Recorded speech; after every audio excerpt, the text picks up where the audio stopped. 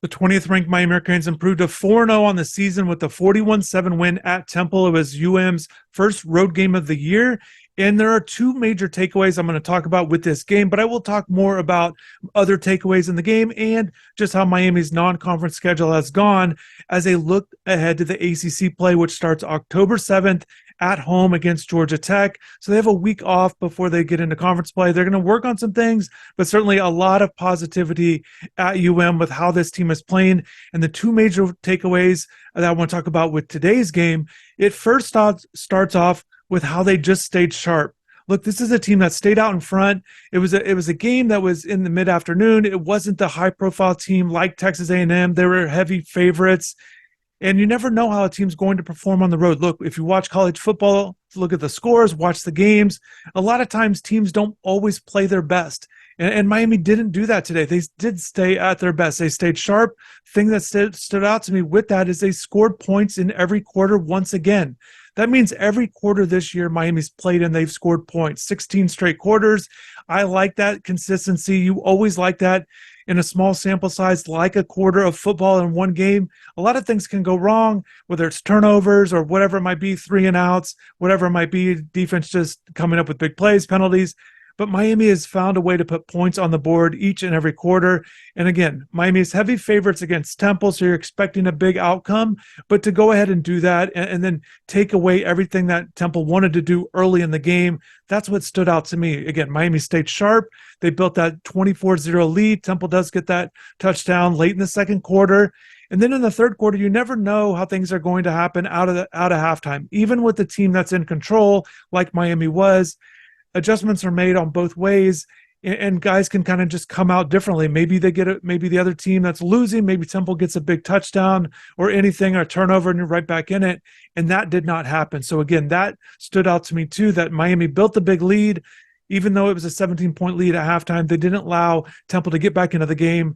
They outscored Temple 14-0 there in the third and just, again, stayed in complete control. I thought all four facets, once again, they're just becoming very evident with what Miami wants to do well going into a game, and then they're doing that. And that brings me to my next takeaway. And with those four areas, passing offense, rush offense, and then rush defense, pass defense as the main ones, and then special teams, obviously I'm not talking about that in particular with today's game because it didn't play a big factor, but the rushing offense. And Henry Parish came out with a big game, 139 yards, a career high, 16 carries, the 2 touchdowns. There were two things that stood out to me with Henry's performance. One is it came when he didn't start in the game. And Miami has shuffled its running backs at times with its carries and distributed it differently, but Henry has been the starting running back. And Don Chaney Jr. against Bethune-Cookman might have surprised some people in terms of the number. It was only 73 yards, but it was a career high for Chaney, and he did get a lot of it late, but he got the start, and he got in there. He goes 61 yards, 9 carries for the game. But when Henry got in there, he really took control of his opportunities and continued to rack up his totals. Again, the 139, it's his 4th career 100-yard game, but his 3rd at Miami.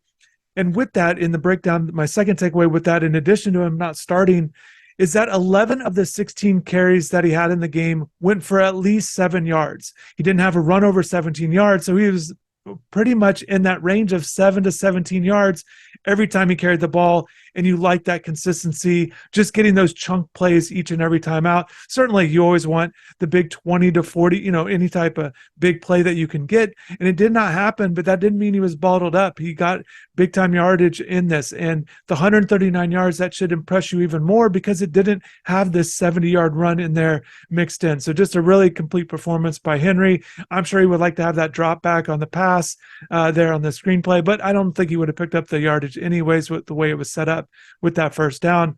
And with the ground game in general, the totality of everybody that got in there contributed 323 yards on 42 carries. It's exactly what Miami wanted to do going into the game. You could tell because of the conditions or just what they saw on film that Miami definitely wanted to make a point to run the ball. It was windy conditions during the game, so that's probably why you didn't see as many downfield throws, but still an efficient passing game. But back to the running game. Again, Miami wants to run the ball. They did so with every back that went in there. Chris Johnson was back in there again. Mark Fletcher back after missing a game. A.J. Allen did not play in the game. So again, they've got other backs they can go to with A.J. not in there. And again, everybody that went in there performed. And I think the offensive line, once again, the offensive line is doing a great job of providing holes.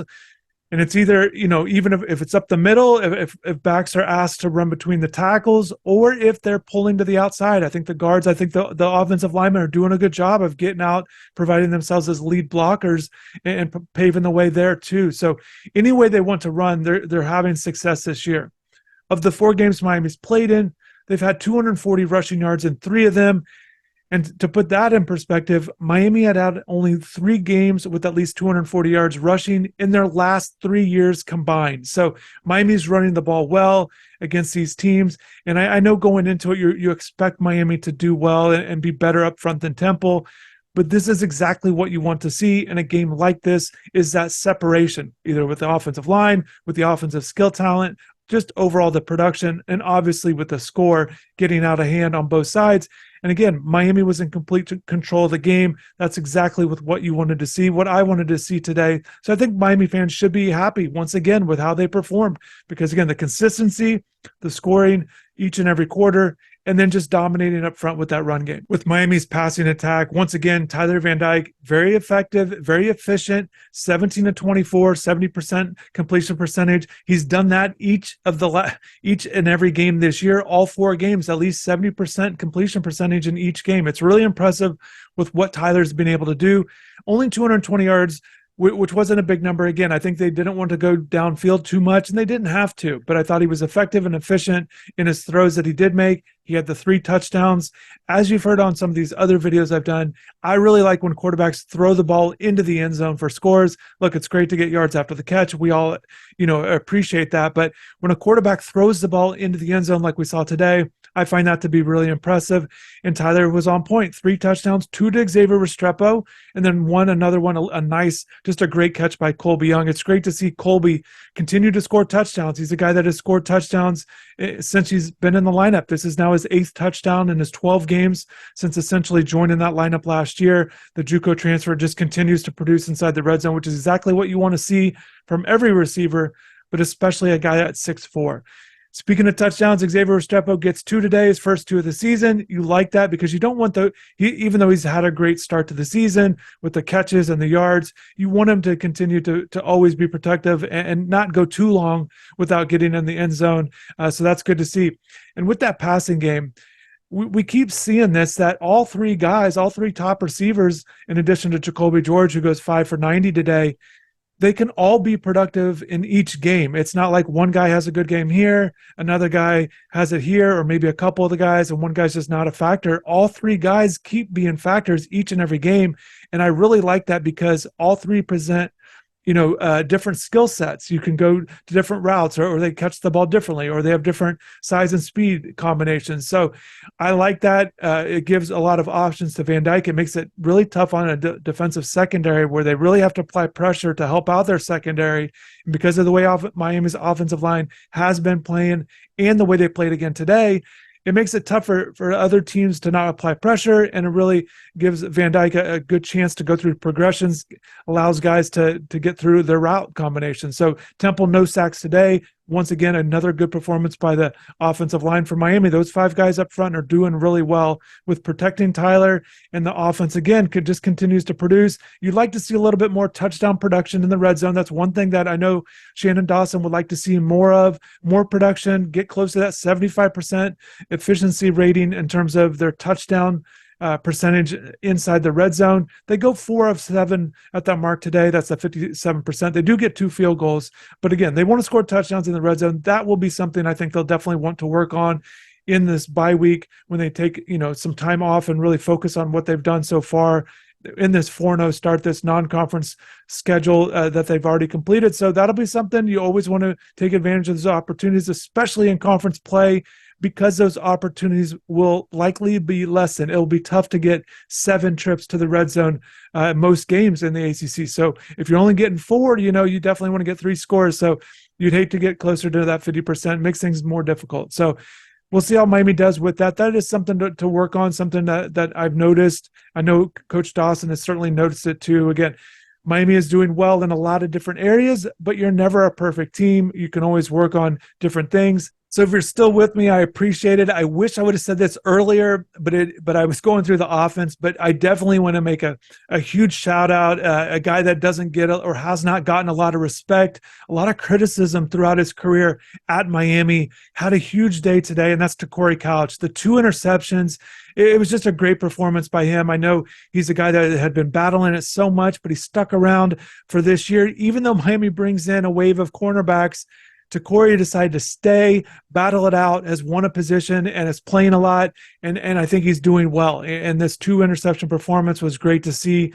You've got to imagine how happy he is with that performance, coming in a win like this, a big blowout win. Temple only gets the 7 points. So obviously you can always get better, but to Corey Couch, I just believe he deserves a lot of credit for how he's playing this year, and adds another interception. He's a guy that came into the year with just 1 interception, had one earlier. So this is a guy that is just having some big plays, and that's great to see. And I know, that Texas A&M game, getting that pick late to kind of seal that one up was great for him. And he had some other big plays too. So it's just great when guys have good individual performances, because that the confidence that they must have with that kind of performance can really kind of grow throughout. So I'm sure Corey's going to take this game and kind of continue to pile on and add on to it. He certainly, again, he can work on some things. Obviously, all these players can, but Corey deserves a lot of credit and a lot of praise for how he performed today. Another guy that doesn't get talked about very often, and I know I haven't talked about him very often, but had another good performance today. It's filling in, and that's Thomas Gore. We just don't talk about him hardly at all. He's a guy that transferred from Georgia State in here at defensive tackle. He had 2 sacks today, obviously on that fumble there. So that, just a big play. Thomas is doing a good job filling in with 2 guys out on the defensive line. Akeem Mesidor missed his 2nd game in a row, as well as Branson Dean there up front. So Thomas Gore gets in there, makes plays. Good to see Leonard Taylor also get a sack. And then Jaden Davis continues to rack up tackles, led the team with 6. So that was great for him as he continues to make plays. And as a defense as a whole, Miami's done a good job. And obviously you're expected to win these 2 games, but just doing a good job with those 2 guys out. And then obviously with Cam Kitchens out as well. It was good to see Cam on the sideline. I saw Mesidor as well.